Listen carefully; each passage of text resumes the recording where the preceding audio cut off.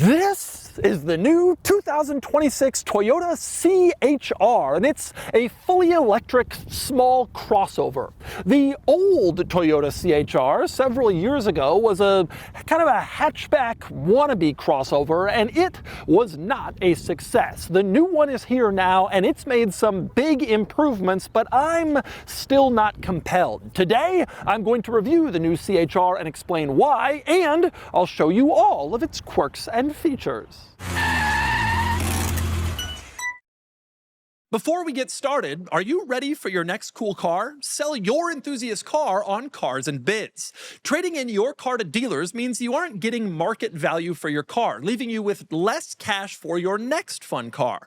Just look at our recent sales of these cool cars compared to current trade-in value. This is a trade-in offer, and this was the Cars and Bids result. This is a trade-in offer, and this was the Cars and Bids result. This is the trade-in offer, and this is the Cars and Bids result. Get started now on carsandbids.com.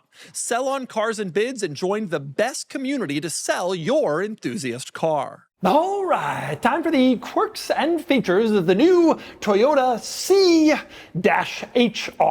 And let's talk through the basics. So, this is the second gen CHR that's been sold here in North America. The first generation model was a gas-powered small hatchback that was sort of masquerading as a crossover. It didn't offer all-wheel drive, but it had kind of crossover-like looks, and that's what they were going for, and it didn't sell tremendously well. Toyota took it off the market after 22, and it's only now just returning for 26 in a totally new, redesigned, and now fully electric package. And there are some pretty significant improvements. The biggest is undoubtedly in the realm of performance. The original CHR had only 144 horsepower and did 0 to 60 in 11 seconds. This new electric CHR has almost 340 horsepower and does 0 to 60 in under 5 seconds. The improvement from 11 seconds 0 to 60 to 4 point something 0 to 60 has got to be one of the single greatest 0 to 60 time improvements in one automotive generation in the entire history of the car. That is the situation here. The new one, a bit of a performer, at least in a straight line. Another big benefit of the new CHR is it comes standard with all-wheel drive. Like I said, the wannabe crossover CHR from before didn't even offer it. This new one doesn't offer anything else. All-wheel drive only. But despite the improvements, the new C-HR certainly has some drawbacks. Call them weirdnesses, or maybe even quirks. The CHR rides on the same platform as the Toyota BZ, which used to be called the BZ4X, and which I have mercilessly mocked on my YouTube channel and podcast for being a terrible vehicle. It was a terrible vehicle when it came out, but Toyota has made some pretty compelling upgrades to the BZ. They've given it better performance, a longer range, more reasonable pricing, and that is now actually a pretty competitive electric vehicle. And the CHR's relationship with the BZ is weird, to say the least. For one thing, this is a lot smaller than the BZ. The CHR is over a foot shorter in length. So while the BZ is the compact electric Toyota SUV, this is the subcompact. However, that isn't reflected in the pricing. The CHR starts around $38,500, whereas the BZ starts around $36,500. So the CHR is smaller than the BZ, but more expensive. And part of the reason for that price difference is that the BZ offers base trim levels that the CHR doesn't. So there are BZ models that have sub 200 horsepower, whereas every CHR has the full 340. And that too is weird because, again, this is the subcompact, the smaller one, the entry level, and yet it has better standard performance than the larger BZ. It's all a little weird. And to make matters even more complicated, the BZ actually offers more available range, up to 315 miles of range, whereas this doesn't even crack the 290-mile range barrier, even in its most rangified version.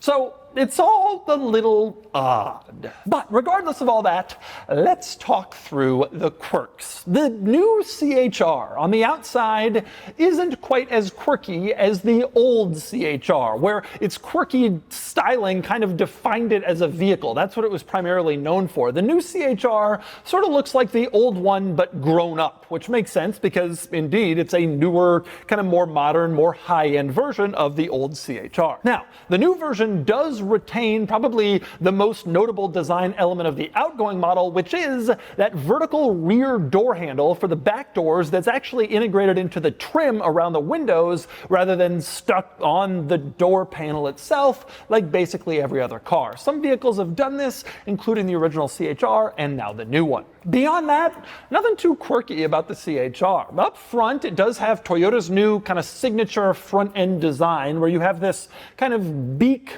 painted body panel that separates the headlight design in the middle. More and more Toyotas are switching to this design. In back, you have a light bar going across the entire rear, but even that isn't particularly quirky. A lot of cars are starting to adopt rear light bars, now including the CHR. Not quite as funky on the outside as it once was. But if you're looking for quirky or funky, the interior of the new CHR is definitely a little weirder than what you'll find on the outside. You climb inside, and one of the first things that you'll notice is the gauge cluster is mounted on the dashboard in an odd spot. It's far back, like almost up against the windshield, and that's because you are intended to view the gauge cluster of this car from the driver's seat looking over the steering wheel and not through the kind of upper half inside the steering wheel, which is how virtually all other cars are. That is definitely an interesting quirk, but it's one that Toyota seems to be adopting in all of its electric vehicles. Saw it in the BZ Woodland, you see it in the regular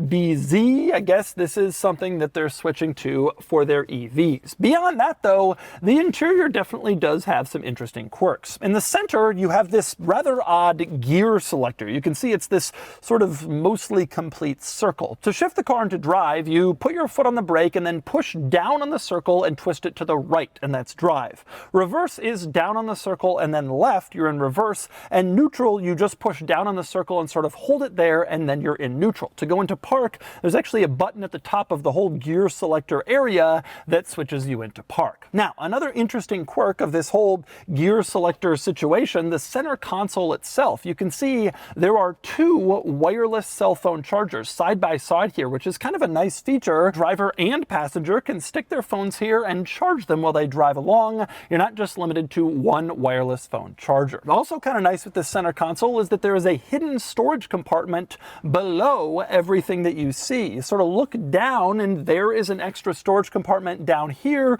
where you can store stuff in case you can't fit it elsewhere in the interior. And actually, that's pretty useful because strangely enough, this car does not have a glove box, which was also true of the BZ Woodland. No glove box in here for storage, and so that under console area is nice to have, as is the center console itself, which is kind of a weird trick magic thing. You can see it opens from one side, the driver's side, so you can get at your stuff that's in here, but you can also open it with a button on the other side, and then the passenger can open it. So it can open from either side, depending on your personal preference at that exact moment, which is, of course, magic. Another interesting, quirky component of this interior is that the climate control vents are very small. The ones in the center you can see are maybe an inch tall in total, and the ones on the dashboard at the outer edges are even smaller than that. Very, very tiny climate vent on the passenger side. They just are not that big. They're not hidden like they are in some cars like Tesla, but they're not much larger than hidden. I guess that's all you really need to cool or heat this interior. Interestingly, also, to the left of the steering wheel, there is a dedicated button to wash the headlights. You can press this button and then, as you can see, headlight washer fluid squirts out onto the lights in order to clean them in case they've gotten dirty. Very unusual to see headlight washers on mainstream, non-high-end luxury cars like this one, but especially weird to have like a separate button for it. So you can just drive down the street, wash on your headlights if that's what you choose to do. And speaking of button controls, kind of an interesting one here in the center console, you have a few separate buttons, including drive modes, and you'll see there is an eco mode and a snow mode, but that's it. There's no sport mode, which is kind of strange because this car is fast, 340 horsepower, big power, 0 to 60 in the 4s, and yet no sport mode. Probably not too many cars that run those kind of acceleration numbers and don't have any sport mode to speak of. But that gives you an idea of how sporty Toyota thinks this car is. More on that stuff in the driving portion in a little bit. For now, let's talk infotainment. Like a lot of new Toyota models, this has a large central infotainment screen, and it works great. It's simple, like in other new Toyota models, but it's also responsive, intuitive, easy to figure out, just a good overall infotainment system. Now, unlike in some other new Toyotas, the climate control is completely integrated into the screen, but I will say it's not as big of a drawback as it seems. The physical buttons are lost, but the entire lower third of this screen is all climate controls, and they don't go anywhere. You don't have to go into some menu just to turn on the air. It's all really easy to see, laid out for you right there, so it's easy to turn stuff on, turn stuff up, change directions, all that. Plus, there are two nice benefits of the climate controls here. Number one, you actually have buttons for the windshield defroster and the window defogger, which is important because that's stuff you might want to get in the car and get going really quickly without having to deal with the screen. Also worth mentioning, you get these cool trick dials for the climate control that are sort of mounted right on the screen, and they change the temperature, and they're kind of cool to move around. They feel nice, and when they're changing the temperature, they look kind of cool too. It all works out. I wish I could say the same positive stuff about the gauge cluster screen, the one located above the steering wheel area. It's just not all that good. It gives the information that you need, but it's not configurable enough. A lot of automakers can show a full screen map here, or the radio and the map and your phone all at once. Toyota just does not give that much configurability despite having a screen. I'm not really sure what the point is of the screen if you're not going to make it super configurable, but they haven't, and so that's the situation. You got a gauge cluster, but not really a great information screen. By the way, one other feature I like in here, in the center console, there is a button that you can press that's marked View with a little camera. You push it, and it pulls up your camera system instantly. In some cars,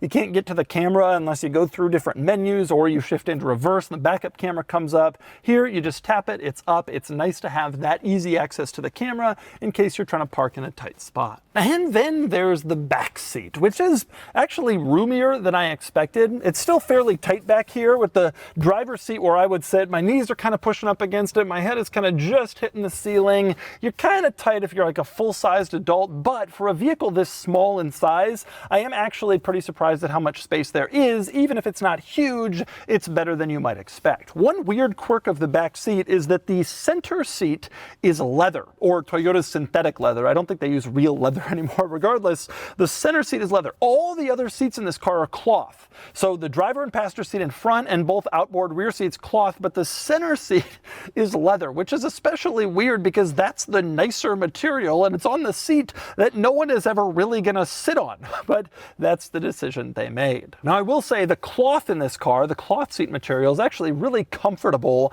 really nice cloth upholstery. I think cloth is kind of making a comeback in general, and so some people might prefer it, but you get your cloth and leather back here. Now, in the back of this particular CHR, you also have some nice equipment, specifically rear climate vents, which are nice to see, along with rear heated seats for both sides rear seats, which is cool, and two separate USB-C ports, which is nice to have for charging devices. Also back here, you don't have a giant hump in the floor where a lot of all-wheel drive cars have a drive line going through. That's because it's electric, no hump is needed, and so there's more foot space for rear center passengers back here if you do want to sit 3 across in the back. It'll be tight, but it's a little more doable than in other kind of non-electric cars this size.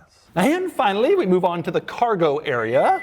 You pop open the power tailgate and you can see the cargo area, pretty standard back here for a vehicle this size, and especially an electric vehicle. You get the sloping roofline, kind of stealing some space in back, but that's pretty typical of EVs in this size segment and price point. Beyond that, you do have extra storage under the floor, which is nice to see. You can put smaller or more fragile breakable items down there, charging cables, whatever you want, little extra space. And it is nice to see that you have a power port back here, a household style style power outlet so you can plug in like regular stuff to charge. I always prefer to see those household power outlets in the interior instead of the cargo area, but it doesn't matter. It's just nice to have one household power port in the car because it can be extremely useful on road trips or tailgating or for a wide variety of reasons to have a household port in a vehicle. Now, on the subject of cargo space, one interesting thing, no glove box in this car. There's also no front storage compartment. A lot of EVs have a trunk in front since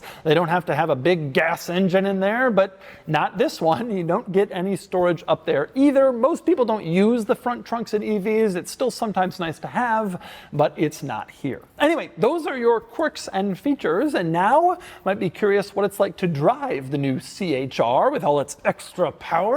Let's go find out. All right, driving the CHR. And I must say I am certainly a little confused by this vehicle and by its positioning in Toyota's lineup, like I mentioned. Just drove the BZ Woodland the other day, and it was excellent and made a little bit more sense. This one, the subcompact or compact crossover, but powerful.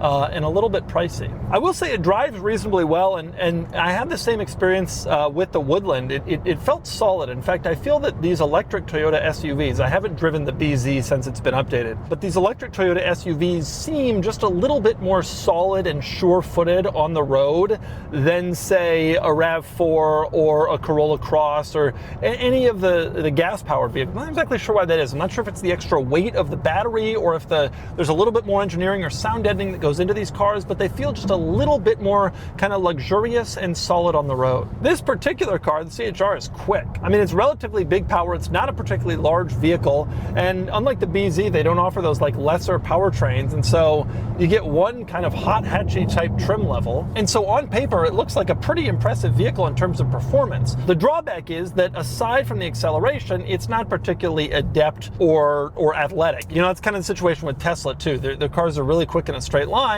And so, you know, a lot of the Tesla people are like, oh, it's the fastest. Well, it may be, but that doesn't make it necessarily fun. You do acceleration a few times, and this car does not have a particularly strong, precise steering, particularly quick steering. The chassis is not giving itself to really abrupt handling maneuvers. There's a little bit of body roll when you even start to go hard, just a little bit. So despite the performance level and the relatively compact size, I wouldn't consider this something like a GTI in terms of, you know, hot hatch performance carness. With that said, I mean, it's a nice driving car. Like I said, relatively solid, sure-footed. It feels a little bit more luxurious than I would expect given a price point in the low $40,000 range.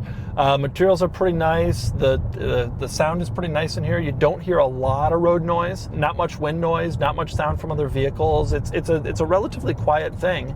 And you know, it feels nice, comfortable seats, etc. You also sit up pretty high, which is nice. You know, not a lot of some crossovers you're starting to get kind of lower and lower with their seating position. This one is sort of in the middle of that. It's not like amazingly high, but it's good enough. I think most people will be kind of used to it and accept it. Really, there's not that much to say about the driving experience. I think it's pretty much exactly what people would expect. It's more powerful. It certainly is more powerful and sporty, and acceleration is better than the old CHR. And it's also just a generally nicer car. If you're coming out of the previous CHR, like this is obviously a different price point, but beyond that, it's just nicer. Like it is a more luxurious, higher quality experience with more power and a more comfortable ride. However, you know, the old CHR came out more than 10 years ago or around 10 years ago. You know, the things have moved on since then, and I think this car is pretty much in line with where it should be for its price point. I'm just not sure, compared to the regular BZ and the Woodland, I'm not exactly sure how this makes sense in the lineup.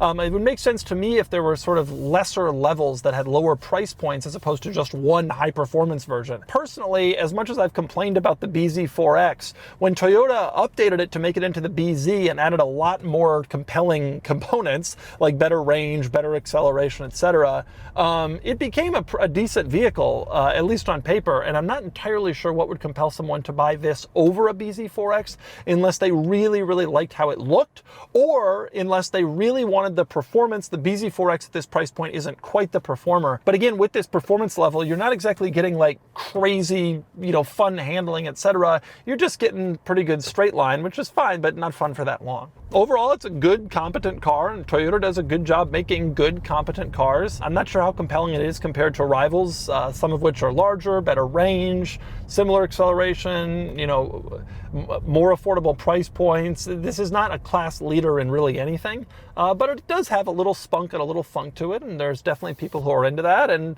I think they'll find some buyers for this, even though I don't expect it to be like a really big success, especially as the market moves away from EVs, at least here in North America. And so that's the new 2026 Toyota CHR. Toyota has been slow to enter the electric vehicle space, and now that they're here, this doesn't really feel like a big seller, particularly with the more compelling BZ also in Toyota's lineup. Nonetheless, if you want a little electric crossover with some flair, that's the CHR. And now it's time to give this car a DougScore. And the DougScore is here, 49 out of 100, which puts the CHR here, actually above a lot of its rivals, despite my proclamation that it's kind of mediocre. However, it earns a 6 in acceleration here, which is better than everything else, and that elevates it beyond what it deserves. Yes, it's fast, but I suspect that won't matter much to CHR buyers, and otherwise it's not incredibly compelling. And it's competing in a world that isn't especially fond of EVs right now.